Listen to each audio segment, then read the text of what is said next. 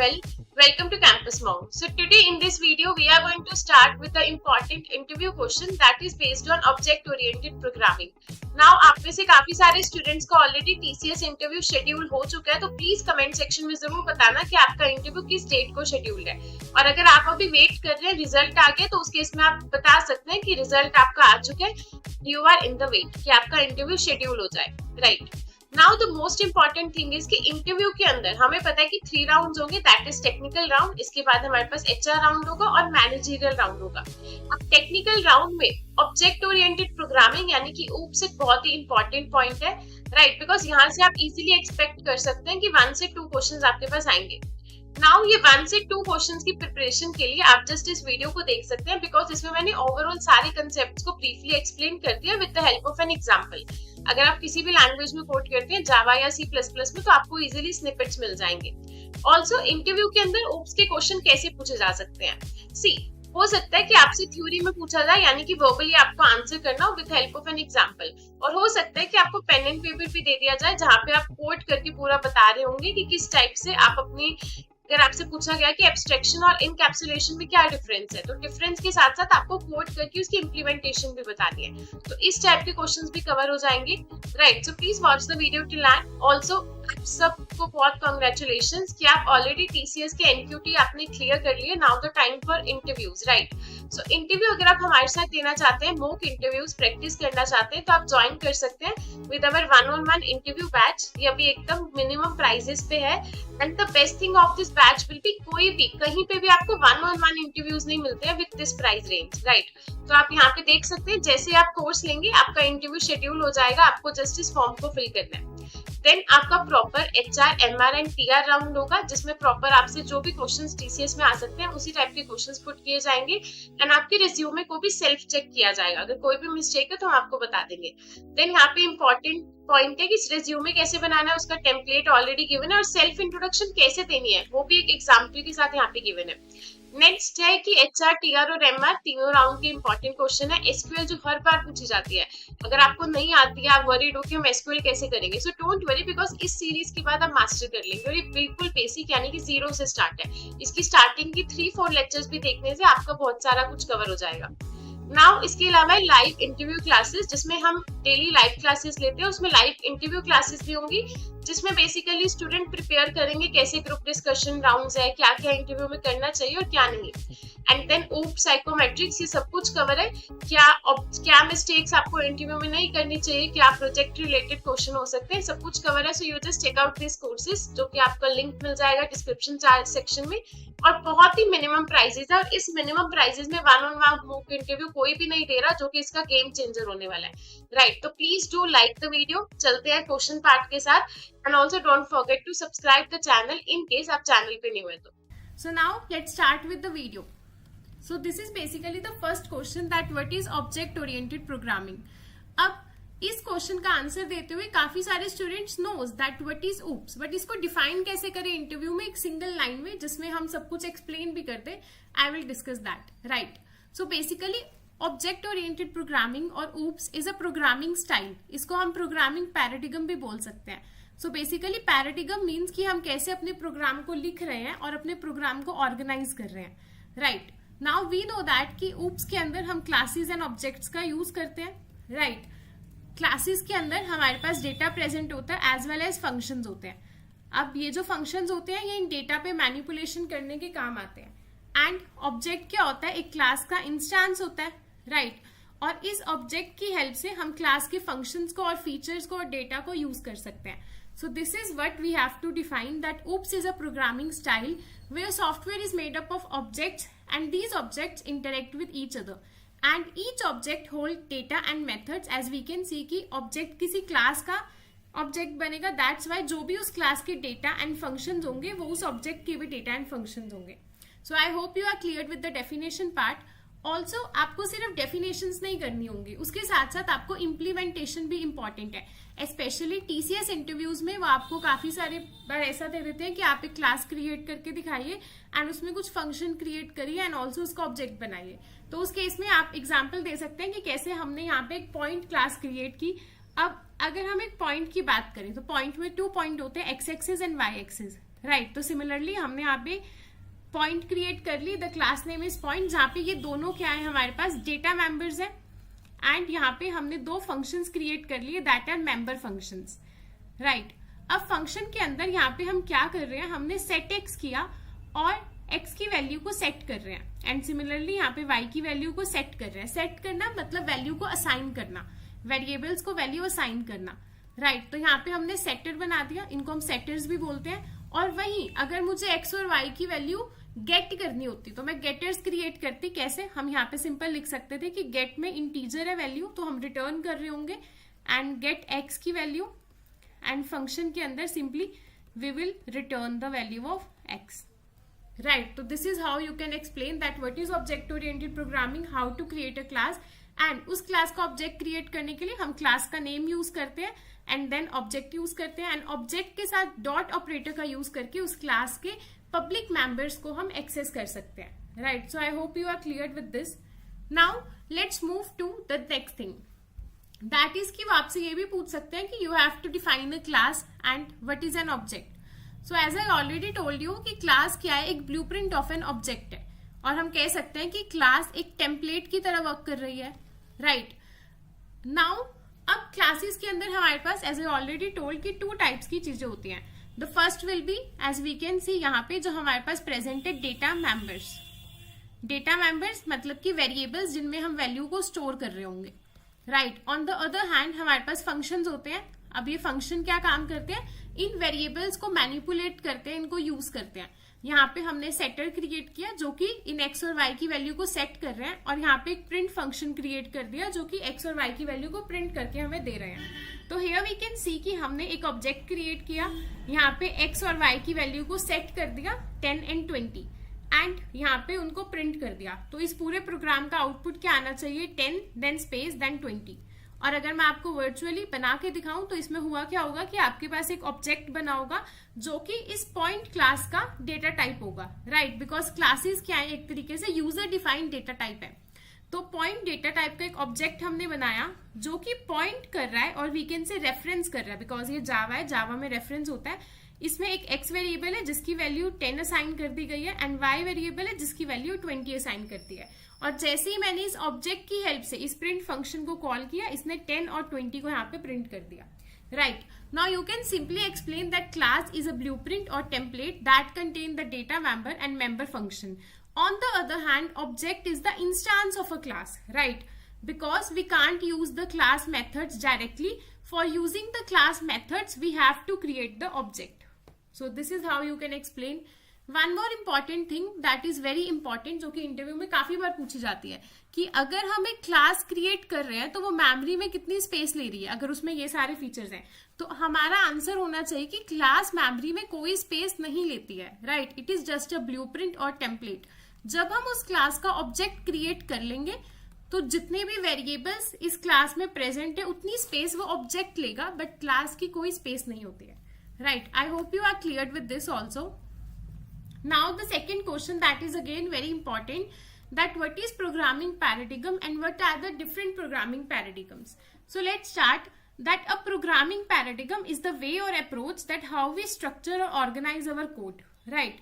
So basically one of the programming paradigm oops जो कि अभी हमने पढ़ा, and starting से start करते हैं with the very first that is the monolithic programming.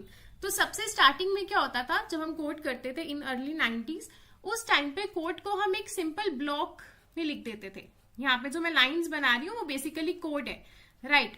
हमने सिंपल एक सिंगल बॉडी के अंदर अ सिंगल बॉडी और सिंगल पीस ऑफ कोड हम यहाँ पे बना देते थे, जिसके अंदर हम सारे फंक्शनैलिटी को लिखते थे। इसमें वेरिएबल्स भी होते थे और इंस्ट्रक्शंस भी होती थी जो कि इस वेरिएबल को चेंज करती थी, राइट।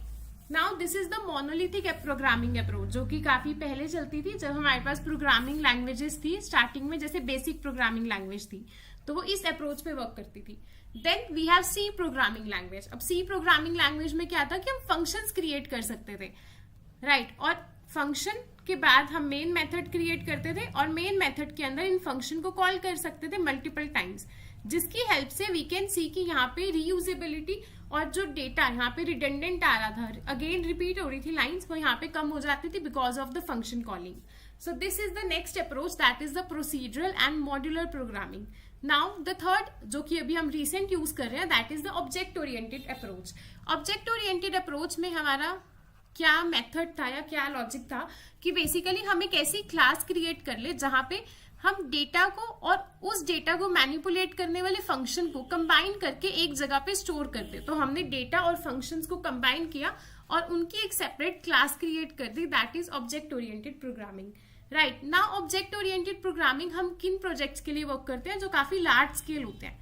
काफी लार्ज स्केल सॉफ्टवेयर जब हम बनाते हैं तो उसके लिए हम ऊप्स करते हैं. बट अगर हमें सिंपल प्रोग्राम बना रहे हैं, जब हम डीएस से या सिंपल क्वेश्चंस को सॉल्व करते हैं, तो उसके लिए हम सिंपल मॉड्यूलर प्रोग्रामिंग अप्रोच का यूज करते हैं, क्योंकि ऑब्जेक्ट ओरिएंटेड प्रोग्रामिंग उस केस में इतनी यूजफुल नहीं रहती है. So I hope you are clear that what is programming paradigms and what are the different type of programming paradigms.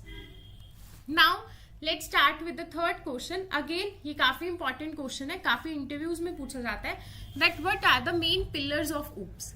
Right अब ये तो आपको क्वेश्चन ऐसा होना चाहिए कि यू कैन से कि आपको बहुत अच्छे से आता हो, बिकॉज अगर आप इसका आंसर नहीं देते हो तो of course you are rejected, because ये काफी बेसिक क्वेश्चन है. So the main feature of OOPS also known as 4 pillars of oops.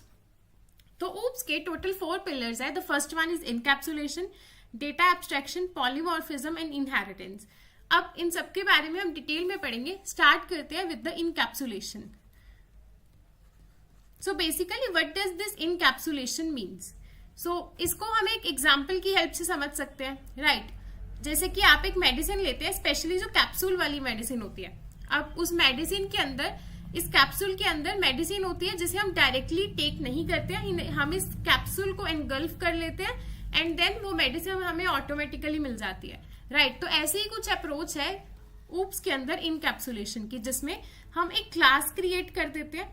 Class के अंदर हम डेटा को लिखते हैं और साथ में फंक्शंस को लिखते हैं जो इस डेटा को मैनिपुलेट करते हैं और इनको कंबाइन कर देते हैं. सो दिस इज द इनकैप्सुलेशन कि हम डेटा और फंक्शंस को कंबाइन कर दें, इसका मतलब है इनकैप्सुलेशन. वन मोर थिंग जो इनकैप्सुलेशन में आती है, दैट इज डेटा हाइडिंग. हम डेटा हाइडिंग भी करते हैं with the help of encapsulation. अब ये हम कैसे करते हैं, तो हमारे पास वेरियस एक्सेस स्पेसिफायर्स होते हैं, like we have public and private. तो नॉर्मली हम डेटा मेंबर्स को प्राइवेट रखते हैं ताकि हम इन डेटा को डायरेक्टली एक्सेस ना कर सके, बट इन्हें एक्सेस करने के लिए हम कुछ फंक्शंस बना देते हैं पब्लिक में. अब ये फंक्शन इन डेटा मेंबर्स का यूज करके इन पे कुछ मैनिपुलेशन करते हैं. Right so this is all about the encapsulation, जिसमें हम फोकस किस पे कर रहे हैं कि एक क्लास के अंदर डेटा और फंक्शंस दोनों कंबाइन रहे. Also one of the important thing कि यहाँ पे हम डेटा को हाइड कर रहे हैं, यानी कि डेटा पे कंट्रोल रख रहे हैं. राइट ताकि डेटा हमारा एकदम सेफ रहे. सो this is all about the encapsulation. Now the next is data abstraction. अब काफी सारे स्टूडेंट को ये कंफ्यूजन रहती है कि डेटा इनकैप्सुलेशन एंड एब्स्ट्रैक्शन में क्या डिफरेंस है. तो अगर हम नेक्स्ट क्वेश्चन देखें, that will be on this, that what is the difference between encapsulation and abstraction. So encapsulation अभी हमने देखा जिसमें हम डेटा को बाइंड करते हैं और मेथड्स को भी उनके साथ बाइंड कर देते हैं जो उन्हें मैनिपुलेट करते हैं, ताकि जो हमारा सेंसिटिव डेटा है वो हिडन रहे. और कैसे हाइड हम उसे करते हैं, using the access specifiers. Right so this is all about the encapsulation. Now on the other hand abstraction. Abstraction का मतलब डेटा को हाइड करने से नहीं है. एब्स्ट्रैक्शन का मतलब है कि हम कॉम्प्लेक्सिटी को हाइड कर लें. राइट अब इसका एग्जाम्पल हम समझ सकते हैं. लेट्स से अगर हम एक कार का एग्जाम्पल लें, तो अगर एक कार का ड्राइवर है तो कार के ड्राइवर को सिर्फ इतना ही पता होना चाहिए कि उसे स्टीयरिंग का कैसे यूज करना है, उसे ब्रेक्स का कैसे यूज करना है, व्हील्स की पोजीशन कैसे चेंज करनी है. राइट तो इतना जानने से उसके लिए वो इनफ होगा कि वो एक कार को ड्राइव कर सके. बट उस कार का इंजन कैसे वर्क कर रहा है, उस कार की ब्रेक्स कैसे वर्क कर रही है, उसकी इनर फंक्शनैलिटी और मैकेनिज्म क्या है, वो कार ड्राइवर को पता होने की जरूरत नहीं है. तो सिमिलरली एब्स्ट्रैक्शन इसी को हम कहते हैं कि हम सिर्फ मेन फंक्शनैलिटी शो कर दें, बट उसके अंदर की जो कॉम्प्लेक्सिटी है वो हम शो ना करें. एक और इसका एग्जांपल हम ले सकते हैं, that will be send email. Let's say कि मुझे सेंड करनी है ईमेल किसी भी यूजर को, तो मैंने जस्ट इस फंक्शन का यूज कर लिया. राइट अब ये फंक्शन इंटरनली कैसे वर्क कर रहा है, इसमें कौन सी रिक्वेस्ट है, कौन से प्रोटोकॉल्स का यूज है, I don't know as a user. So this is the abstraction of data, to show only the necessary information and hide the irrelevant information from the user. So I hope you are cleared with both the example. अब अगर मुझे one single line में इन दोनों का difference बताना होगा in the interview, then what we can say that encapsulation means binding of data and also data hiding, so that sensitive data will be hidden. On the other hand, abstraction means to hide the irrelevant information and hide the complexity of the system or functionality of the system. So I hope you are clear with this. Now let's move to the next thing, that is the polymorphism, right, जो कि हम next question में ही cover कर रहे हैं. So this is question number 5, that what is polymorphism. So here we can see that polymorphism का मतलब क्या है. So poly का मतलब होता है many and morphism का मतलब होता है forms, right. तो अगर हम किसी चीज को many forms में convert कर सकते हैं, that is polymorphism. अब अगर मैं इसका एक रियल लाइफ आपको एग्जाम्पल बताना चाहूँ तो दैट विल बी एक सिंपल, हम एग्जाम्पल लेते हैं पावर बटन का. अब अगर मैं पावर बटन की बात करूं तो आप सबके माइंड में आना चाहिए कि पावर का मतलब या तो हम किसी चीज को इससे ऑफ कर सकते हैं बटन से या ऑन कर सकते हैं. जैसे हम एक टेलीविजन के रिमोट की अगर बात करें तो उसमें वी ऑल नो कि पावर बटन से क्या होगा, ऑन या ऑफ होगा.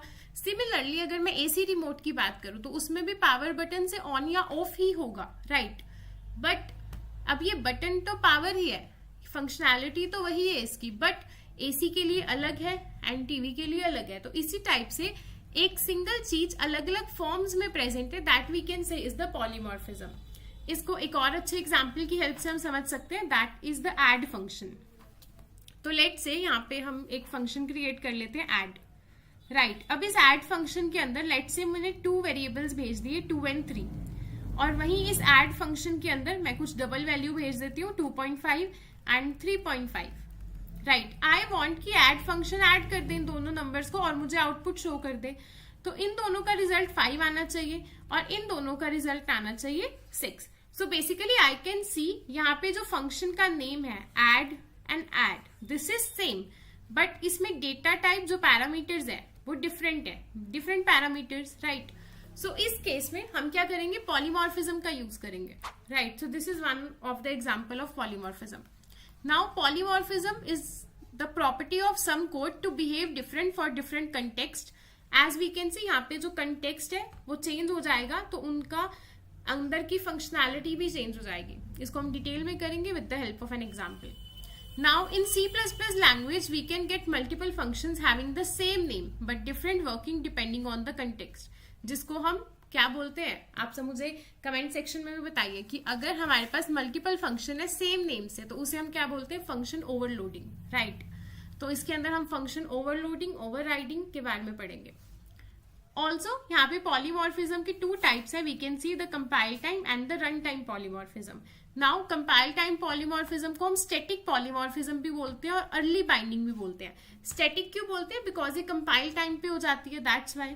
And early binding because compilation we can say कि अर्ली होता है, सो अर्ली बाइंडिंग भी बोलते हैं. On the other hand run time polymorphism को हम डायनामिक पॉलीमॉर्फिज्म बोलते हैं, बिकॉज जब हमारा प्रोग्राम रन हो रहा होता है उस टाइम पे ये डिसाइड करता है कि इसको कौन से फंक्शन को कॉल करना है, दैट्स वाई हम इसे लेट बाइंडिंग भी बोलते हैं, right. Now the question number 6, that what are the different type of polymorphism. as we can see कि हमारे पास 2 types की polymorphism है, that is the compile time polymorphism and run time polymorphism. compile time मैंने आपको already बता दिया कि हम इसे static polymorphism भी बोलते हैं और साथ में early binding भी बोलते हैं. तो आपको इन दोनों नेम से पता होना चाहिए. इंटरव्यू में आपसे कुछ भी बोल सकते हैं, what is static polymorphism और what is early binding polymorphism. on the other hand run time basically ये dynamic binding डायनेमिक पॉलीमॉर्फिज्म है और इसे हम लेट बाइंडिंग पॉलीमॉर्फिज्म भी बोल सकते हैं, as you can see here, right. Now compile time polymorphism के एग्जांपल्स होंगे हमारे पास, that is function overloading and operator overloading. On the other hand compile time run time polymorphism के एग्जांपल होंगे फंक्शन ओवरराइडिंग. अब इनके बारे में डिटेल में पढ़ते हैं. Also this is important, this is very important, क्योंकि अब तक जितना हमने पढ़ा that is the basics which you should no. But now जब भी प्रॉब्लम आती है स्टूडेंट्स को वो ये आती है कि वो ओवरलोडिंग, ओवरराइडिंग इनमें डिफरेंस नहीं बता पाते हैं, राइट. तो लेट्स डिस्कस अबाउट देम. तो स्टार्ट करते हैं कि ओवरलोडिंग क्या होता है. तो एज वी कैन सी एक एग्जाम्पल की हेल्प से देखते हैं कि मेरे पास एक फंक्शन है, राइट. मैंने एक फंक्शन क्रिएट किया ऐड नेम का. अब इसके अंदर लेट्स से कि मुझे 2 इंटीजर्स को ऐड करना है, तो मैंने a और b 2 इंटीजर्स बना दिए और इस फंक्शन के अंदर क्या हो रहा है, मैं सम प्रिंट कर रही हूँ और प्रिंट क्या कर रही हूँ, a प्लस बी की वैल्यू, दैट्स इट। अब वही मैं चाहती हूँ कि मेरे को एक ऐसा ऐड फंक्शन भी बनाना है जो कि डबल वैल्यूज को प्रिंट करके दे, तो मैंने डबल बना दिया यानी कि फ्लोट वैल्यूज को, और एक डबल बी यहाँ पे पैरामीटर ले लिया, और अब यहाँ पे मुझे प्रिंट होके मिल रहा है a प्लस बी। तो इसमें क्या होगा कि डबल को प्रिंट कर रहा है और ये इंटीजर वैल्यू को प्रिंट कर रहा है, बट यहाँ पे देखने वाली बात यह है कि दोनों का नेम ऐड ही है, राइट। और जब मैं मेन मेथड के अंदर कॉल करूंगी इस फंक्शन को ऐड 2,3, तो अब ये 2,3 कंपाइलर ऑटोमेटिकली डिटेक्ट करेगा कि ये इंटीजर है, तो ये इस फर्स्ट वाले फंक्शन को कॉल कर देगा और इन दोनों का सम मुझे मिल जाएगा।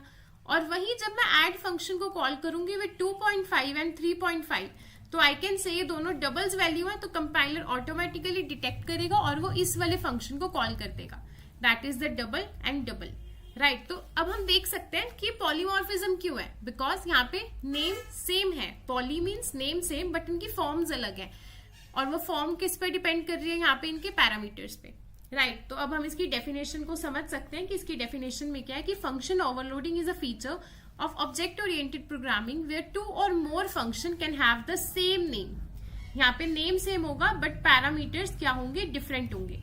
अब पैरामीटर्स डिफरेंट होने के तरीके दो हो सकते हैं, या तो पैरामीटर का डेटा टाइप चेंज होगा, अगर डेटा टाइप सेम होगा उस केस में नंबर ऑफ पैरामीटर्स चेंज हो सकते हैं। एक फंक्शन ऐसा हो सकता है जो 2 का सम करे और एक फंक्शन ऐसा हो सकता है जो 3 का सम करे, राइट। इसको एक एग्जांपल की हेल्प से देख लेते हैं। जैसे C++ में आपको इमेज दिख रही है कि फर्स्ट फंक्शन 2 इंटीजर्स को लेके ऐड कर रहा है, वहीं पे सेकेंड ऐड फंक्शन यहाँ पे 3 इंटीजर्स को लेके ऐड कर रहा है। अगर मैं इसको कॉल करूंगी तो it will call this first one, and if I call this it will call this second one. Similarly आप जावा में भी इसका कोड देख सकते हो, जावा में भी फंक्शन ओवरलोडिंग सेम वर्क करती है, यहाँ पे पैरामीटर्स के नंबर डिफरेंट है और डेटा टाइप भी डिफरेंट हो सकते थे, right. So I hope you are clear with function overloading. Again मैं एक बार आपको बता देती हूँ कि इंटरव्यू में आपको इसका आंसर कैसा करना होगा। So operator overloading in which function overloading in which we have 2 or more function with the same name but the parameters are different. Also it is a compile time polymorphism, right? Now let's move to the next question, that is question number 8. Now in question number 8 again that is operator overloading. Operator overloading क्या होता है, again ये भी compile time polymorphism का ही example है, right, जिसे हम क्या बोलते हैं, अगेन हम रिपीट कर लेते हैं, स्टैटिक बाइंडिंग भी कह सकते हैं और साथ में अर्ली बाइंडिंग भी कह सकते हैं, स्टैटिक पॉलीमॉर्फिज्म और early binding. Now what is operator overloading? तो सबसे पहले तो मैं ये बता दूं कि C++ में हम ऑपरेटर को ओवरलोड कर सकते हैं, बट जावा के अंदर ऑपरेटर ओवरलोडिंग अलो नहीं है, राइट। नाउ अब अगर हम C++ में ओवरलोड करते हैं तो उसका क्या मतलब है, तो इसके लिए एक बहुत अच्छा एग्जाम्पल है जो कि मैं आपके साथ शेयर कर सकती हूँ, that is a complex number. अब आप सबने कॉम्प्लेक्स नंबर्स तो पढ़े होंगे इन द मैथमेटिक्स, राइट। उसमें क्या होता है, एक रियल पार्ट होता है और एक इमेजिनरी पार्ट होता है। तो लेट्स से कि रियल पार्ट में मेरे पास 5 है और इमेजिनरी पार्ट में 2 आयोटा है, सो this is a complex number A। वहीं मेरे पास एक दूसरा कॉम्प्लेक्स नंबर है B जिसकी वैल्यू है 6 + 3 आयोटा, राइट।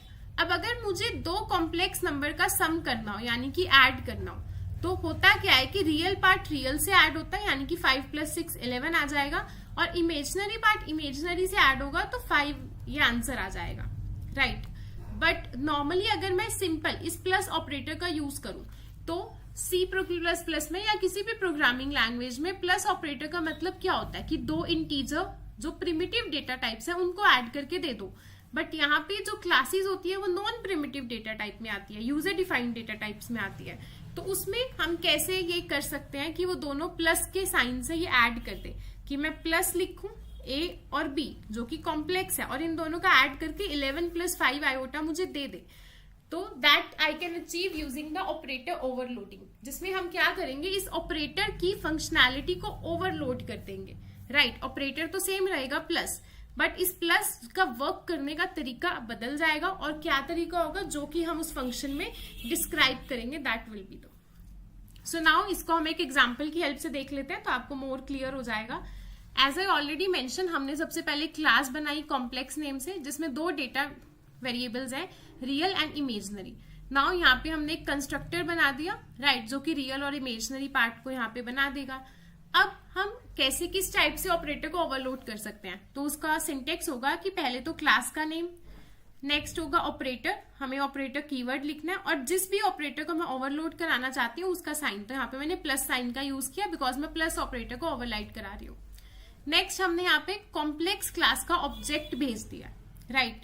अब ये कॉम्प्लेक्स क्लास का ऑब्जेक्ट क्या करेगा, हमने यहाँ पे लिखा कि रिजल्ट, हमने एक रिजल्ट बनाया वेरिएबल जिसे हम रिटर्न करेंगे, राइट। तो होगा क्या, बेसिकली जैसे मैंने आपको एग्जांपल दिया था 2 + 3 आयोटा एंड 4 + 2 आयोटा, राइट। तो बेसिकली होगा क्या कि रियल पार्ट ऑब्जेक्ट के रियल पार्ट से ऐड हो जाएगा।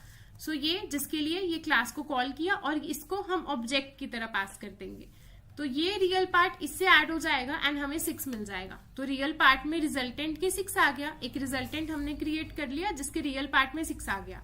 देन ये दोनों ऐड हो जाएंगे जिसमें हमारे पास 5 आ जाएगा, तो रिजल्टेंट के इमेजनरी पार्ट में 5 आ जाएगा और हम उस रिजल्टेंट को कॉम्प्लेक्स यहाँ पे रिटर्न टाइप पे भेज देंगे। देन हम देखेंगे कि C3, यहाँ पे ये जो C3 हमने क्रिएट किया है ऑब्जेक्ट, इस C3 ऑब्जेक्ट के अंदर ये स्टोर हो जाएगा रिजल्ट जिसमें इमेजिनरी पार्ट है 5 एंड जो रियल पार्ट है दैट इज द 6। नाउ जब हम इसे प्रिंट करेंगे तो ये C3 इस फंक्शन को कॉल करेगा, यहां से प्रिंट हो जाएगा रियल पार्ट यानी कि 6, देन +i, तो +i और साथ में इमेजिनरी पार्ट यानी कि 5। तो इस टाइप से प्रिंट हो जाएगा। हम इसे ऐसे भी लिख सकते हैं 6 + 5 आयोटा या फिर 6 + iota 5, it will be same, right. So I hope you are clear कि कैसे हमने एक प्लस का साइन यूज किया हमने यहाँ पे एक 2 कॉम्प्लेक्स डेटा टाइप्स के साथ और उसने ऐड करके हमें दे दिया बिकॉज ऐड करने की फंक्शनैलिटी हमने ओवरलोड कर दी। So I hope you are clear कि ऑपरेटर ओवरलोडिंग क्या होता है। अब एक बार इसकी डेफिनेशन हम देख लेते हैं बिकॉज अगर हम एक एग्जाम्पल समझ लेते हैं फिर डिफाइन करना काफी इजी हो जाता है। Now operator overloading means operator with a special meaning, right. For a data type this ability is known as the operator overloading, जिसमें हम ओवरलोड करा सकते हैं प्लस, माइनस और ऐसे ऑपरेटर्स को, और भी काफी सारे ऑपरेटर्स हैं। अब आपका होमवर्क होगा जो आप मुझे कमेंट सेक्शन में बता रहे होंगे कि ऐसे कौन कौन से ऑपरेटर्स हैं जिनको हम ओवरलोड नहीं करा सकते, क्योंकि हम सारे ऑपरेटर्स को ओवरलोड नहीं करा सकते हैं। This is not possible in C++ programming language, right. तो ऐसे कौन से ऑपरेटर्स हैं जिन्हें हम ओवरलोड नहीं करा सकते, वो आप मुझे कमेंट सेक्शन में बताएंगे, मैं देखूंगी भी किसने आंसर दिया। And a new meaning of user defined data type, तो बेसिकली हम क्या करते हैं, इन्हें ओवरलोड करा के इनको एक न्यू मीनिंग दे देते हैं और जब भी इंटरव्यू में आपसे क्वेश्चन पुट किया जाएगा तो this is the best example you can explain the complex numbers को ऐड करना, राइट। और आप इसका कोड भी यहां से ले सकते हैं, स्क्रीनशॉट ले सकते हैं, right. So now the next question is function over riding. तो अब तक हम पॉलीमॉर्फिज्म कर रहे थे एंड पॉलीमॉर्फिज्म में हमने ये कंपाइल टाइम वाला पार्ट क्लियर कर लिया जिसमें हमने फंक्शन ओवरलोडिंग और ऑपरेटर ओवरलोडिंग कर लिया। नाउ रन टाइम पॉलीमॉर्फिज्म के अंदर हमारे पास फंक्शन ओवरराइडिंग आता है। हियर वी कैन सी कि फंक्शन ओवरराइडिंग विद एग्जांपल। तो इसको एक एग्जांपल की हेल्प से समझते हैं। इसके लिए हमें पता होना चाहिए इनहेरिटेंस का बेसिक्स, राइट। तो लेट्स से कि मेरे पास एक क्लास है जिसका नाम है बेस क्लास, राइट। इस बेस क्लास के अंदर मैंने एक फंक्शन क्रिएट कर दिया। सो लेट्स से मैंने यहाँ पे लिखा पब्लिक, देन मैंने एक फंक्शन क्रिएट किया जो कि कुछ भी रिटर्न नहीं कर रहा और ये फंक्शन सिंपली एक सी आउट स्टेटमेंट में प्रिंट करके दे रहा है high, that's it. And again मैंने एक और क्लास क्रिएट कर दिया that is the derive class, ठीक है। अब ये जो डिराइव क्लास है ये इनहेरिट कर रही है इस बेस क्लास से, तो मैंने यहाँ पे एक्सेस स्पेसिफायर पब्लिक दे दिया कि पब्लिकली डिराइव कर रही है फ्रॉम द बेस क्लास और यहाँ पे मैं इस क्लास को डिफाइन कर दूंगी। अब ये वाला फंक्शन जो इसके पेरेंट में था, राइट, इसी सेम फंक्शन को सेम फंक्शन के सिग्नेचर के साथ, फंक्शन का सिग्नेचर क्या होता है, फंक्शन का सिग्नेचर होता है उसका डेटा टाइप जो रिटर्न कर रहा है, फंक्शन का नेम और उसके पैरामीटर, इन तीनों चीजों को मिला के फंक्शन का सिग्नेचर बनता है। तो सेम फंक्शन का सिग्नेचर हम यहाँ पे यूज करेंगे और यहाँ पे मैं इस फंक्शन की इनर बॉडी को चेंज कर सकती हूँ, मैं कुछ भी कंटेक्स्ट दे सकती हूँ। अभी मैं हाई प्रिंट करा रही थी तो अभी मैं यहाँ पे प्रिंट करा देती हूँ CM, that is campus monk, right. तो this is what an overriding means. Overriding का मतलब होता है कि जब एक डिराइव क्लास अपने पेरेंट क्लास के किसी भी फंक्शन को दोबारा से डिक्लेयर करके उसको चेंज करती है, that is function overriding, right.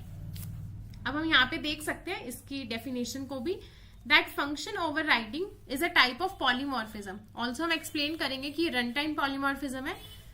We redefine the member function of a class which it inherit from its base class. तो हम यहाँ पे हम रीडिफाइन कर रहे हैं फंक्शन को। The function signature remain same. तो ये इंपॉर्टेंट पॉइंट है जो कि अभी मैंने मेंशन भी किया कि जो सिग्नेचर होगा फंक्शन का that will remain the same, but the working of the function is alter to meet the need of the derived class. But ये जो वर्किंग थी, अंदर की बॉडी पार्ट था, फंक्शनैलिटी, वो हम चेंज कर सकते हैं, राइट। नाउ हमें इसको भी रीड करना है, that when we call the function using its name for the parent object, the parent function is executed, but when we call the function using the child object, the child will be executed. तो अब इसमें कह क्या रहे हैं, basically अगर मैं इस बेस क्लास का ऑब्जेक्ट बनाऊंगी और फिर फन को कॉल करूंगी तो ये हाई प्रिंट होगा, राइट, बिकॉज मैंने बेस का ऑब्जेक्ट बनाया था। और वही अगर मैं इस डिराइव क्लास का ऑब्जेक्ट बनाऊंगी और मैं इस फन को कॉल करूंगी तो सीएम प्रिंट होगा, बिकॉज वो डिराइव के फंक्शन को कॉल करेगा, right. So I hope you are clear with this. Now यहाँ पे भी हम देख सकते हैं कि मैंने यहाँ पे क्लास क्रिएट कर दिया, क्लास का नेम है कैंपस मॉन्क और वो प्रिंट करके हमें कुछ दे रहा है। Now here we can see कि यहाँ पे बेस फंक्शन है और यहाँ पे डिराइव फंक्शन है। फंक्शन का सिग्नेचर एकदम सेम है और यहाँ पे इनहेरिटेंस भी हो रही है। अब मैंने यहाँ पे चाइल्ड का ऑब्जेक्ट बनाया और जब इसे प्रिंट करने को बोला तो चाइल्ड क्लास का फंक्शन प्रिंट हुआ, दैट्स वाई आउटपुट में डिराइव फंक्शन आ गया। ऑन द अदर हैंड जब मैंने पेरेंट क्लास का ऑब्जेक्ट क्रिएट किया एंड फंक्शन कॉल किया तो उसने अपनी क्लास में जाके इस फंक्शन को कॉल किया एंड बेस फंक्शन प्रिंट हो गया। So I hope you are clear with the function overriding. अब अगर मैं आपसे पूछूं कि फंक्शन ओवरलोडिंग एंड ओवरराइडिंग में आपको क्या डिफरेंस लगे तो कैन यू एक्सप्लेन मी, तो आप इस वीडियो को पॉज करके मुझे 3 पॉइंट्स बता सकते हैं कि इन दोनों में क्या डिफरेंस था। तो सबसे पहला डिफरेंस तो मैं यही बता सकती हूँ कि ये कंपाइल टाइम पॉलीमॉर्फिज्म है और ये रन टाइम पॉलीमॉर्फिज्म है, राइट। सेकेंड डिफरेंस है कि यहाँ पे इनहेरिटेंस होना जरूरी है, बट यहाँ पे इनहेरिटेंस का कंसेप्ट होना जरूरी नहीं है, right. And third thing is that कि यहाँ पे जो पैरामीटर्स है वो डिफरेंट हो रहे हैं। पैरामीटर्स तो डिफरेंट है, पैरामीटर का डेटा टाइप चेंज करना पड़ता है हमें या फिर पैरामीटर का नंबर चेंज करना पड़ता है, बट यहाँ पे जो सिग्नेचर है फंक्शन का, मतलब parameter, data type and function का नेम, ये तीनों चीजें सेम रहनी चाहिए, right. So these are the various 3 we can say कि मेन इंपॉर्टेंट पॉइंट्स है इन दोनों के डिफरेंस में, which you must know before giving the interview. Now ये सेम फंक्शन हमने इंप्लीमेंट किया इन द जावा, सो आप इसका भी स्क्रीनशॉट ले सकते हैं। एंड जब भी किसी टॉपिक को कर रहे हैं please do it with help of an example, because वहां पे आपको ऐसे क्लास क्रिएट करके पूरा एक्सप्लेन करके बताना होगा, राइट। तो जस्ट एक डेफिनेशन से काम नहीं चलेगा। So now let's move to the next question, that what is inheritance. So ये तो बहुत इजी क्वेश्चन है, राइट। अब इनहेरिटेंस क्या होता है, तो basically inheritance as the name suggest कि हम कुछ इनहेरिट कर रहे हैं, लाइक हम अपने पेरेंट से कुछ फीचर्स को इनहेरिट करते हैं चाइल्ड, तो सिमिलरली यहाँ पे इनहेरिटेंस है एंड इसका पर्पस क्या है वो भी समझते हैं। तो सबसे पहले एक एग्जांपल ही ले लेते हैं। तो लेट्स से कि मेरे पास एक क्लास है और क्लास का नाम है पर्सन, राइट। अब हर एक पर्सन की कुछ ना कुछ एज भी होती है एंड हर एक पर्सन का नेम भी होता है। तो ये दो मैंने ऐसे चीजें हैं जो कॉमन होती है हर पर्सन में, राइट। अब लेट्स से कि मुझे एक और क्लास बनानी है स्पेशली गर्ल्स के लिए, बट मैं क्या करूंगी, उस गर्ल्स वाली क्लास को इस पर्सन क्लास से इनहेरिट कर लूंगी। अब होगा क्या कि जो भी एक्स्ट्रा फीचर्स होंगे, जो भी एक्स्ट्रा मुझे चीजें लिखनी होंगी वो मैं इस क्लास में लिख दूंगी। और सिमिलरली मैं एक और क्लास बना दूंगी बॉय नेम से एंड वो भी इस पर्सन क्लास को इनहेरिट कर रहा होगा, और जो भी एक्स्ट्रा फीचर है या चीजें मुझे लिखनी है वो यहाँ पे लिख दूंगी, ठीक है। अब होगा क्या बेसिकली, अब यहाँ पे जो एज और नेम है, राइट, मुझे यहाँ पे डिफरेंट वेरिएबल्स बनाने की जरूरत नहीं है कि एज यहाँ पे लिखूं, नेम लिखूं, यहाँ लिखूं, नो, बिकॉज एक पर्सन में ये कुछ ऐसे फीचर्स होंगे जो कि कॉमन होते हैं, तो वो कॉमन फीचर्स मैं यहाँ पे बता दूंगी और जो अदर फीचर्स हैं जो मुझे अदर बताने होंगे अकॉर्डिंग टू द फंक्शनैलिटी वो मैं यहाँ पे अलग अलग मेंशन कर दूंगी।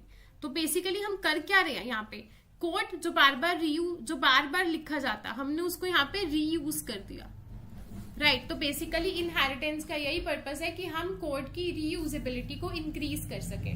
सो I hope you are clear. Now the definition is very simple of the inheritance, that the capability of a class to derive the features and properties, or you can say the characteristics from the other class is called the inheritance. This is a very simple one line definition जो कि आप वहां पे बोल सकते हो.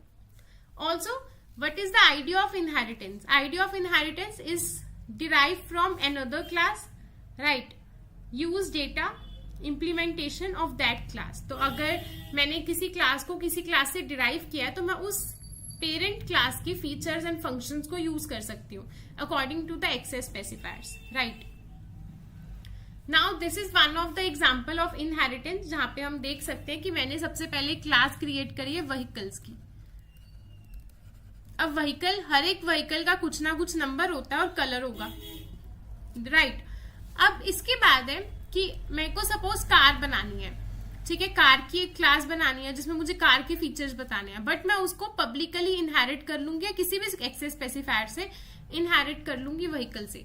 तो अगर मैं यहाँ पे लिखूंगी कार डॉट नंबर, मैंने कार का ऑब्जेक्ट क्रिएट किया, तो लेट्स से मैंने यहाँ पे ऑब्जेक्ट बना लिया car OBJ.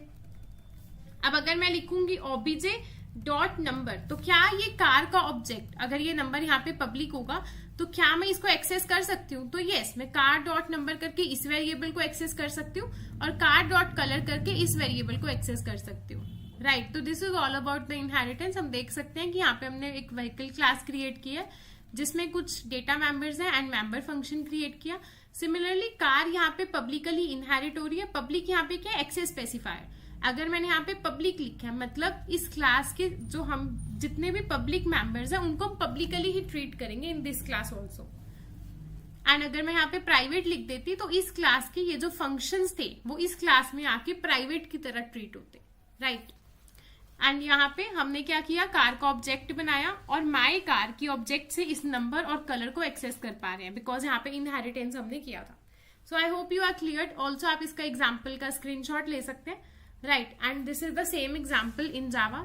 You can take the screenshot ताकि आप इसकी implementation को देख सकें. Now the next is what are the different type of inheritance? So again this is very important question and इसमें एक और important चीज है that is कि Java में इनमें से एक टाइप की inheritance alone नहीं है. अब ये क्वेश्चन काफी पूछा जाता है अगर आप एक Java प्रोग्रामर हैं, अगर आप Java में कोड करते हैं तो आपको पता होना चाहिए कि कौन सी inheritance है which is not allowed in Java. That is the multiple inheritance, right? So multiple inheritance is not allowed in Java, but it is allowed in C++, right? Here we can see कि हमारे पास majorly 5 types हैं inheritance के. First is the single inheritance जिसमें एक single base class है, that is the parent, और एक single child class है. On the other hand multi level है जिसमें C को हम inherit कर रहे हैं B से और B को inherit किया था A से. तो basically होगा क्या कि C के अंदर B के फीचर्स भी होंगे और A के फीचर्स भी होंगे, दोनों के फीचर्स प्रेजेंट होंगे. हिरारिकल इनहेरिटेंस मैंने आपको अभी यहाँ पे भी एग्जांपल दिया था, जैसे एक पब्लिक क्लास, एक पर्सन क्लास है जहां पे हमने 2 क्लास बना दी बॉयज एंड गर्ल्स की, तो एक सिंगल क्लास से 2 क्लासेस इनहेरिट हो रही है, तो that is the this example hierarchical inheritance, right? And hybrid inheritance में होगा क्या कि हम डिफरेंट इनहेरिटेंस को एक साथ जोड़ देंगे, कंबाइन कर देंगे और इनहेरिटेंस जो बन जाएगा that will be the hybrid inheritance. हम देख सकते हैं कि यहां से लेके यहां तक अगर मैं इस पार्ट को देखूं तो ये मल्टी, तो ये कौन सी है? Hierarchical, right? बिकॉज एक सिंगल से 2 क्लासेस बना रहे हैं हम. और वहीं अगर मैं इस पार्ट को चेक करूं तो ये क्या बन जाएगा? मल्टीपल. मल्टीपल में क्या होता है कि एक सिंगल क्लास इससे भी डिराइव हो रही है और इससे भी, मतलब सी ए के फीचर्स को भी यूज कर सकता है और बी के फीचर्स को भी यूज कर सकता है. So I hope you are clear with this. Now हमने ये पूरा रीड कर लिया. यहाँ से आप रीड आउट कर सकते हैं कि सिंगल इनहेरिटेंस में एक सिंगल चाइल्ड होता है जो कि सिंगल बेस क्लास होती है, एंड मल्टीपल में we can see child class derive from multiple basis classes. And इसमें हम बता सकते हैं child class derive from the class which is derive from another base class, right? तो इसमें एक मल्टी लेवल बन गया. And hierarchical inheritance, multiple child classes derive from single base class, तो multiple child classes derive from single base class, right? And hybrid में we can से the inheritance consist of multiple inheritance types, right? तो हम यहाँ पे example भी दे सकते हैं कि कैसे हमने मल्टीपल और हिरारिकल को कंबाइन करके ये हाइब्रिड का एग्जाम्पल क्रिएट किया. नाउ इंपॉर्टेंट पॉइंट जो इस क्वेश्चन में था दैट विल बी कि जावा में कौन सी इनहेरिटेंस हम नहीं यूज कर सकते, दैट इज मल्टीपल. अब इसका क्रॉस क्वेश्चन हो सकता है कि क्या हम इसे यूज कर सकते हैं, मतलब डायरेक्टली तो नहीं बना सकते, इनडायरेक्टली. तो the answer will B yes, हम इंटरफेस कर सकते हैं. जावा में इंटरफेसेस का कंसेप्ट होता है जिसकी हेल्प से हम इस मल्टीपल इनहेरिटेंस को अचीव कर सकते हैं, पर डायरेक्टली क्लासेस की हेल्प से हम नहीं कर सकते, right? So I hope you are clear. Now 12th question, again very important, how much memory does a class occupy? So I hope कि आप में से ऑलरेडी काफी सारे स्टूडेंट्स को इसका आंसर पता होगा कि क्लास कोई भी मेमोरी यूज नहीं करती है, वो जस्ट एक टेम्पलेट है या फिर एक ब्लूप्रिंट है. बट उस क्लास का जब हम कोई ऑब्जेक्ट क्रिएट करते हैं तो वो ऑब्जेक्ट मेमोरी यूज करता है. तो लेट्स से कि मेरे पास एक क्लास है जिसका नेम है पॉइंट. ठीक है, इस क्लास के अंदर मैंने x वेरिएबल बना दिया, सिमिलरली y वेरिएबल बना दिया, और एक डबल नेम से भी वेरिएबल बना दिया z, राइट? तो अगर मैं इस पॉइंट क्लास की मेमोरी यूसेज बोलूं तो वो कुछ भी नहीं होंगी, बट अगर मैं इस पॉइंट क्लास का ऑब्जेक्ट बना दूं तो यस, ये ऑब्जेक्ट मेमोरी यूज करेगा. और वो क्या करेगा, जितनी भी मेमोरी बनती है इंटीजर एंड डबल की, तो इंटीजर वी कैन से 4 बाइट लेता है, और हियर डबल वी कैन से 8. तो हम टोटल करके बता सकते हैं 4 4 8 एंड 8 16 बाइट्स टोटल ये ऑब्जेक्ट यूज करेगा, राइट? अब ये डिपेंड करता है वेरियस ऑपरेटिंग सिस्टम पे कि इंटीजर 2 बाइट्स ले रहा है या 4 बाइट ले रहा है. वो 32 बिट या 64 बिट ऑपरेटिंग सिस्टम पे डिपेंड करता है. Now question number 13. Now this question is again very important, that what is a constructor? Again very repeatedly asked question. Now अब आपको अगर constructor को define करना है तो आप कैसे define करेंगे? Let's say you have a class and the class name is anything, we can create my class, right? अब इस my class के अंदर मेरे पास 2 वेरिएबल है x, और एक हम string ले लेते हैं, that will be name, जिसमें हम कह सकते हैं हम किसी का आईडी या नंबर और साथ में उसका नेम स्टोर करवाना चाहते हैं, राइट? अब इस क्लास के अंदर ये जो क्लास का नेम है, ये सेम नेम का मैं यूज करूंगी. और अगर मुझे कोई पैरामीटर पास करना है तो यहाँ पे मैं पैरामीटर्स को डिक्लेयर कर दूंगी, string n, and what I will do, this dot x equal to x, ये वाला parameter, and this dot name equal to n. अब यहाँ पे हम दिस का यूज क्यों कर रहे हैं ये भी समझ लेते हैं साथ में. बेसिकली हमने किया क्या कि अगर मैं मेन मेथड में जाके माई क्लास का एक ऑब्जेक्ट क्रिएट करती हूँ, ठीक है, और ऑब्जेक्ट क्रिएट करते हुए ब्रैकेट्स में ऐसे लिख देती हूँ 10, इत्का, तो होगा क्या, बेसिकली ऑटोमेटिकली ये ऑब्जेक्ट इस फंक्शन को कॉल कर देगा, और ये एक स्पेशल फंक्शन होगा, एक नॉर्मल फंक्शन नहीं होगा. अब ये स्पेशल फंक्शन हमको हम बोलेंगे क्या, कंस्ट्रक्टर. एक कंस्ट्रक्टर क्या होता है, जिसका नेम क्लास के नेम की तरह सेम होता है, इसका कोई भी रिटर्न टाइप नहीं होगा, राइट? कोई रिटर्न टाइप नहीं है, कोई, as we can see. And यहाँ पे कुछ पैरामीटर्स हो भी सकते हैं, नहीं भी हो सकते, डिपेंड करता है कि हम कौन सा कंस्ट्रक्टर बना रहे हैं. एंड इसके अंदर हम अपने ऑब्जेक्ट को इनिशियलाइज कर देते हैं, मतलब जब ये ऑब्जेक्ट मेमोरी में बनेगा तो इसके पास 2 वेरिएबल्स होंगे, एक तो इंटीजर और एक स्ट्रिंग टाइप का. इंटीजर के अंदर बिकॉज मैंने यहाँ पे 10 पास किया तो यहाँ पे 10 आ जाएगा, और इस x वाले वेरिएबल के अंदर 10 को स्टोर कर देगा, तो यहाँ पे 10 स्टोर हो जाएगा. और वही नेम में मैंने इत्तिका पास किया तो यहाँ पे नेम वेरिएबल के अंदर जाके इत्तिका यहाँ पे स्टोर हो जाएगा. तो हमने क्या किया, एक कंस्ट्रक्टर की हेल्प से एक ऑब्जेक्ट को इनिशियलाइज कर दिया. So this is the working of a constructor. अब constructor in C++ as a already set की एक स्पेशल मेथड है जो कि ऑटोमेटिकली इन्वोक्ड हो जाता है जैसे ही हम किसी भी ऑब्जेक्ट को क्रिएट करते हैं. तो यहाँ पे मैंने ऑब्जेक्ट को जस्ट क्रिएट किया और ये ऑटोमेटिकली फंक्शन कॉल हो गया. It is use to initialise the data member of newly generated. तो हमने देखा कि कैसे मैंने इन डेटा मेंबर्स को इनिशियलाइज कर दिया.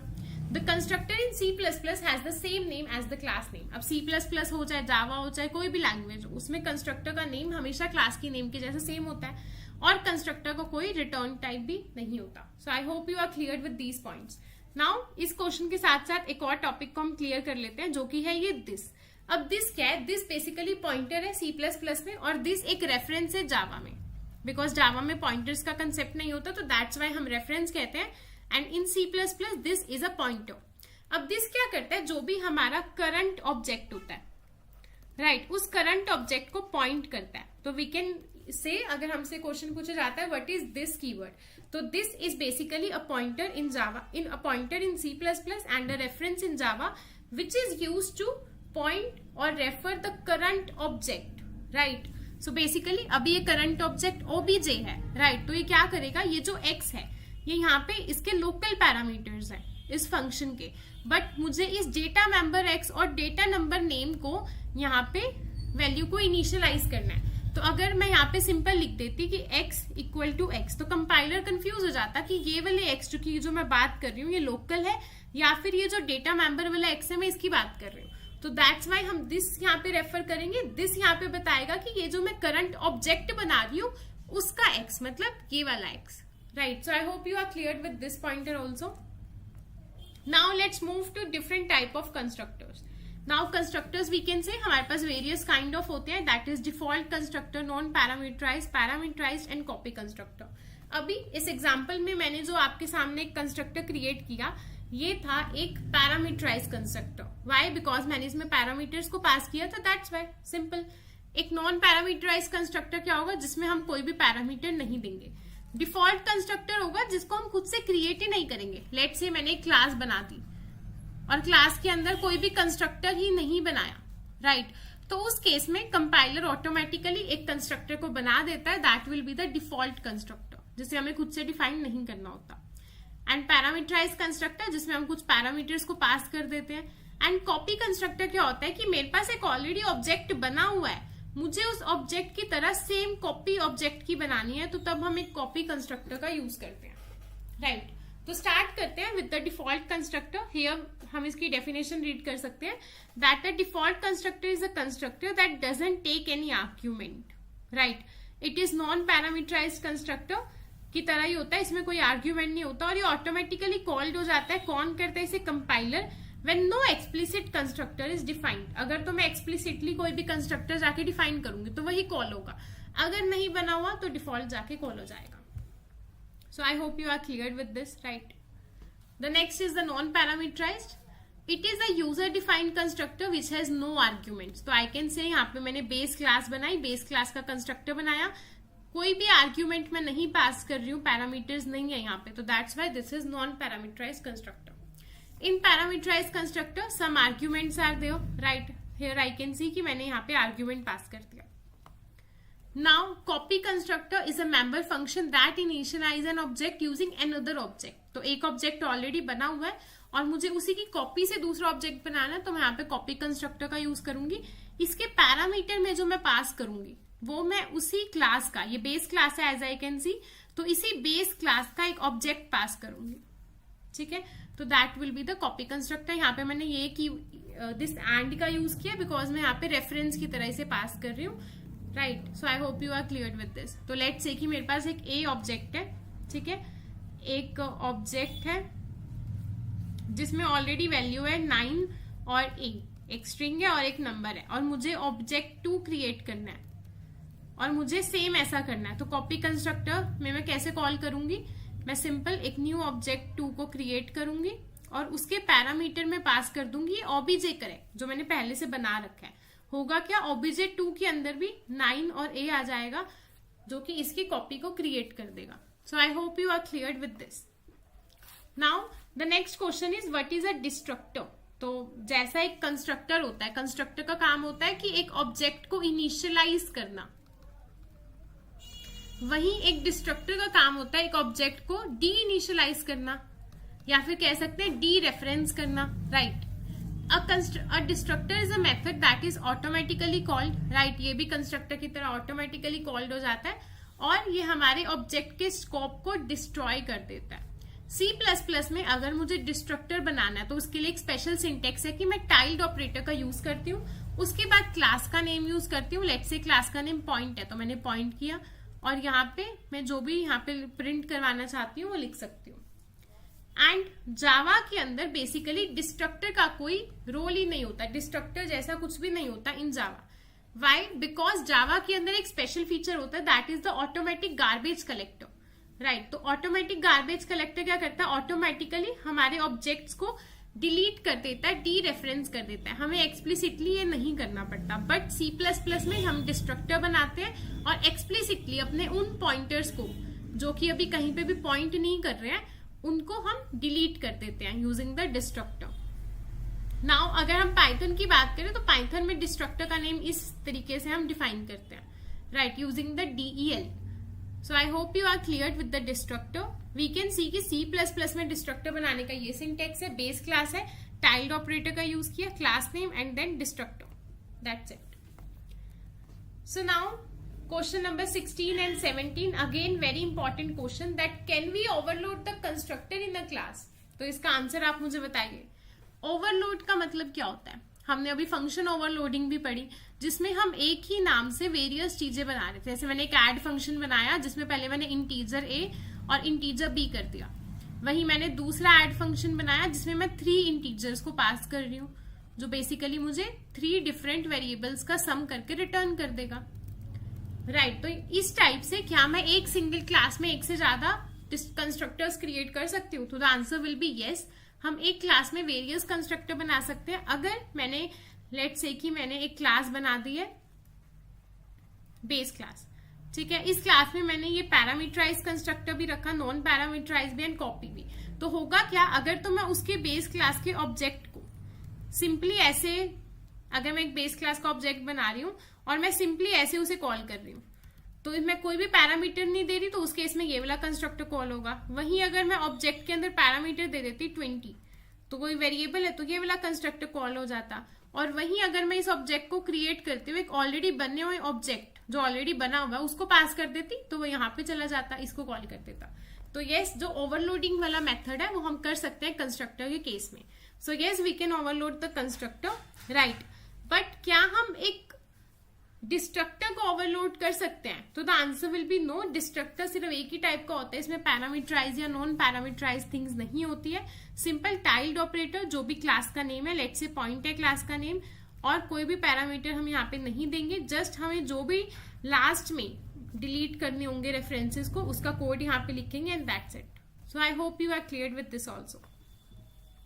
Now another question, that what is a virtual function? Again very important question. अब प्रॉब्लम क्या होती है ना कि हम ऊप्स पढ़ लेते हैं. ऊप्स में हमने मेजर 4 पिलर्स कर लिए, पॉलीमॉर्फिज्म कर ली, compile time, run time, but कुछ इंपॉर्टेंट टॉपिक्स और भी है, like what is virtual function, what is abstract class, जिन्हें हम मिस आउट कर देते हैं इंटरव्यू में ना आंसर देने की वजह से. It will give a bad impression. Now a virtual function को हम वर्चुअल मेथड्स भी बोलते हैं, ठीक है. It is a method function that is declared within a base class and redefined and overridden by a derived class. अब definition ऐसे समझने से अच्छा पहले हम एक एग्जाम्पल कर लेते हैं, सो दैट हमें क्लियर हो जाए. तो सबसे पहले होगा क्या कि लेट्स से मेरे पास एक बेस क्लास है. Right, this is the base class and मैंने यहाँ पे क्लास कीवर्ड से इसे डिक्लेयर कर दिया. अब बेस क्लास के अंदर मैंने एक फंक्शन बनाया प्रिंट नाम का, और ये फंक्शन कुछ भी प्रिंट कर रहा है, लेट्स से बेस कीवर्ड को ही प्रिंट करके हमें दे रहा है, ठीक है. वही मैंने एक दूसरी क्लास बना दी है, दैट इज डिराइव क्लास, जो कि इस बेस क्लास से इनहेरिट हो रही है. इसके अंदर मैंने फिर से इस प्रिंट वाले फंक्शन को बना दिया. राइट. अब ये सेम प्रिंट वाला फंक्शन यहाँ पे जो मुझे प्रिंट करके दे रहा है, दैट इज डिराइव. राइट. अब देखते हैं प्रॉब्लम क्या आएगी. अब मैंने मेन मेथड के अंदर क्या किया, पॉइंटर तो बना दिया इस बेस क्लास का, पर ऑब्जेक्ट बना दिया इस क्लास का, that is the derive class. तो हम क्या करेंगे, मैंने बेस क्लास का पॉइंटर बनाया बेस स्टार ptr, और इस पॉइंटर को कहाँ रेफर कर दिया, डिराइव क्लास के ऑब्जेक्ट पे. कैसे करेंगे, तो मैंने यहाँ पे न्यू ऑब्जेक्ट बना दिया der का. तो here I can say base class pointer and derive class object. तो आप मुझे बताइए, जब मैं इस ptr की हेल्प से, राइट, जब मैं इस पॉइंटर की हेल्प से प्रिंट फंक्शन को कॉल करूंगी, तो ये वाला फंक्शन कॉल होना चाहिए या फिर ये वाला? तो अगर लॉजिकली देखा जाए, जिसका ऑब्जेक्ट होता है ना वही कॉल होना चाहिए. तो हम चाहेंगे कि ऑब्जेक्ट हमारा डिराइव क्या है, तो डिराइव क्लास हो और प्रिंट होके आ जाए डिराइव. बट यहाँ पे प्रॉब्लम क्या होगी कि जिसका पॉइंटर था, मतलब बेस क्लास का पॉइंटर था, तो ये ptr डिराइव क्लास के फंक्शन की जगह इस बेस क्लास के फंक्शन को जाके प्रिंट कर देगा और मेरे पास आउटपुट में आ जाएगा बेस.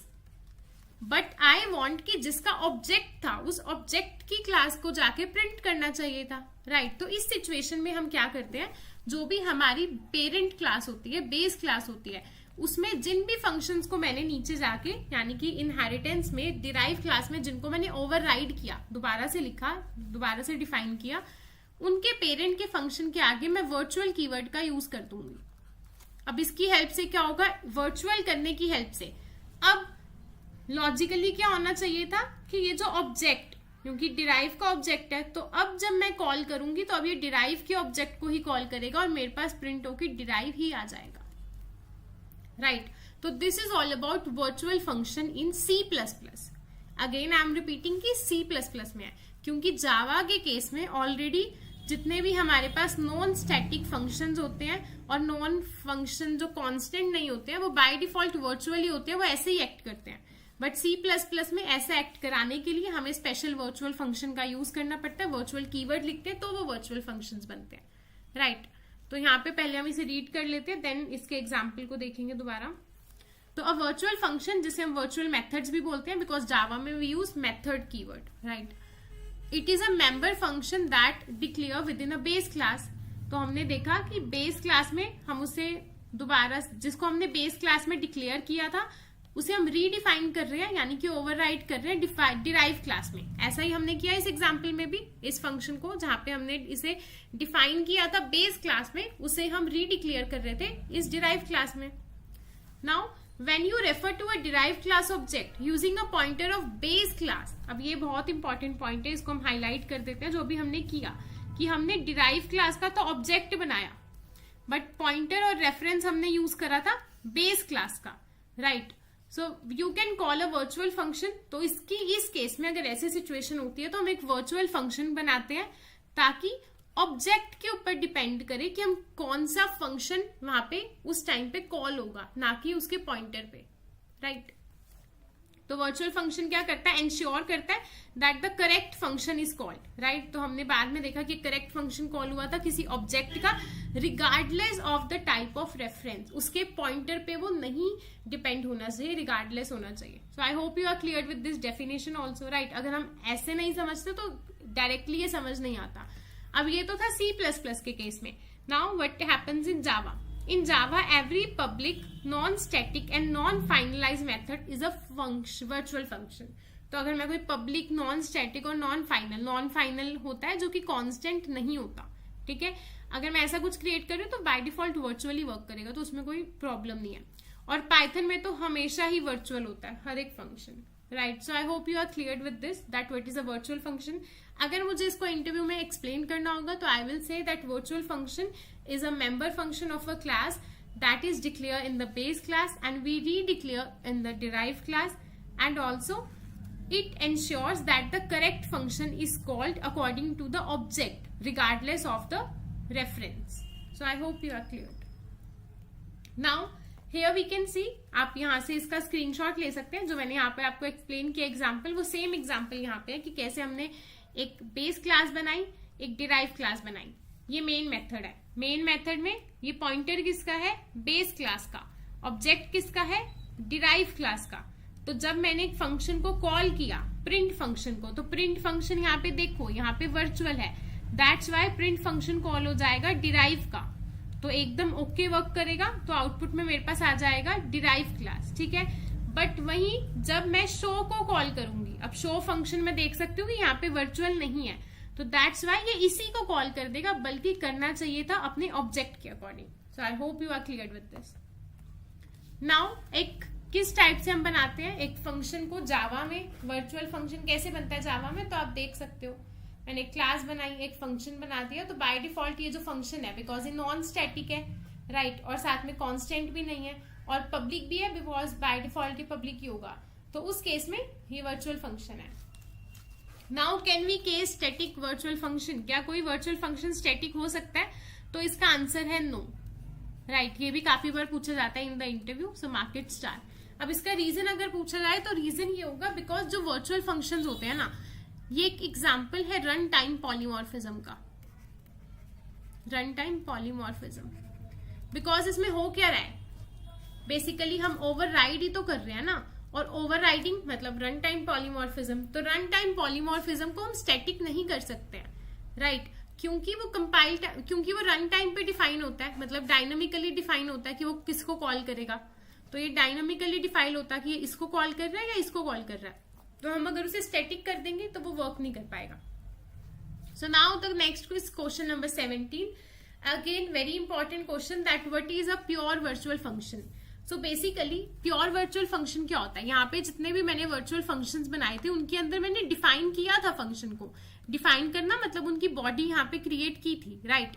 बट वही एक प्योर वर्चुअल फंक्शन होगा जहां पे मैं उस फंक्शन में किसी भी स्टेटमेंट को नहीं लिखूंगी. That can't contain any statement, right? The function is defined in the derived class if needed. मतलब बेस क्लास में, एज आई कैन सी, ये कौन सी क्लास है? बेस क्लास, यानी कि पेरेंट क्लास.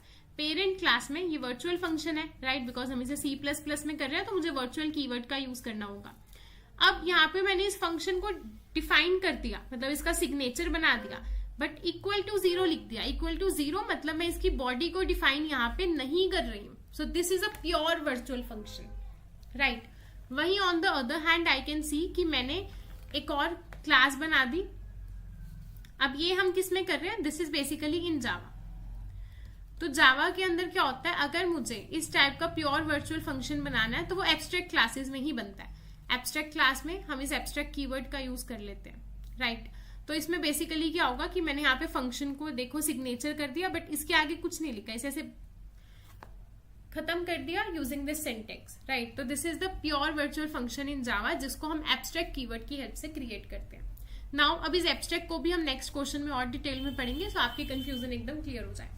सो अगर आपसे क्वेश्चन पुट किया जाता है that what is a virtual function, then you can say a pure virtual function, also known as abstract function भी इसे हम बोलते हैं, right?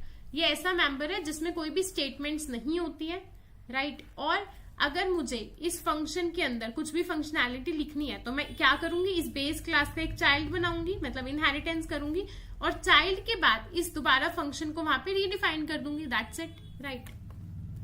So what is N abstract class? अभी हमने देखा कि एक एब्स्ट्रैक्ट क्लास क्या होती है. तो अगर किसी भी क्लास में एक भी प्योर वर्चुअल फंक्शन है तो वो कहलाएगी एक एब्स्ट्रैक्ट क्लास. अभी अगर मैं बात करूं कि क्या ये बेस क्लास एब्स्ट्रैक्ट क्लास है, तो the answer will B yes, right?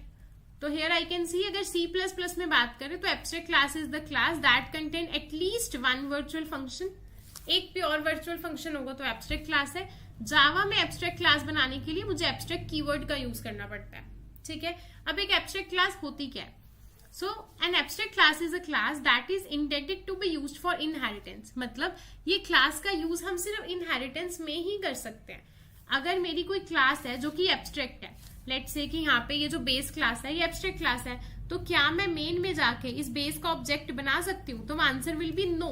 मैं इस क्लास का डायरेक्टली ऑब्जेक्ट नहीं बना सकती because this is an abstract class, जिसको यूज सिर्फ इतना ही होगा कि जब मैं एक डिराइव क्लास बना रही होंगी तो उस केस में मैं इसे इनहेरिट कर लूंगी, और जब मैं इस डिराइव क्लास को डिक्लेयर करूंगी तो इस वाले फंक्शन को, जो प्योर वर्चुअल फंक्शन मैंने यहाँ पे क्रिएट किया, मुझे उसे यहाँ पे ओवरराइड करना होगा, दोबारा से डिक्लेयर करना होगा, राइट? So this is basically the abstract class.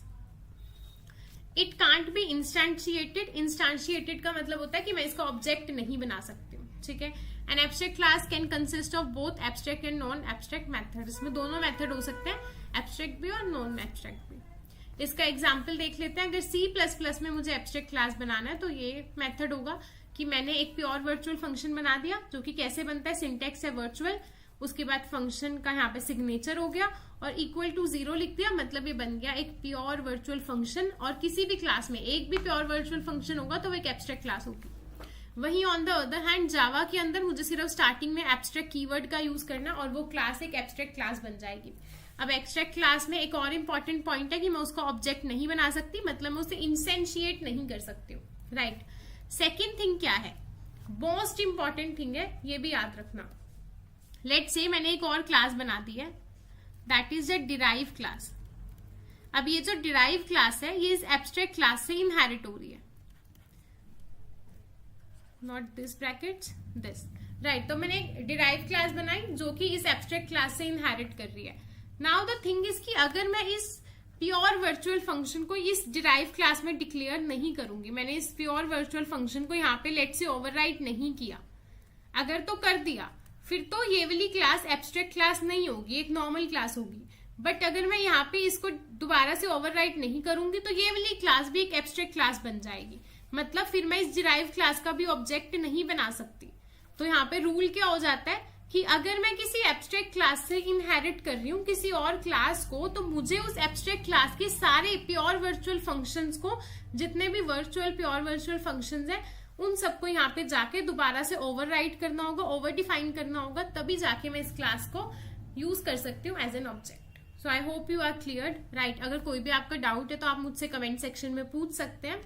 And उससे पहले एक इम्पॉर्टेंट पॉइंट है कि हमने इतने सारे क्वेश्चन कर लिए यहाँ पे, और इसका आंसर आई होप कि आप सबको पता होगा कि हमारे पास वेरियस एक्सेस स्पेसिफायर्स होते हैं, जो कि आप मुझे बता रहे होंगे इन द कमेंट सेक्शन कि कौन कौन से वेरियस एक्सेस स्पेसिफायर्स हैं हमारे पास, राइट।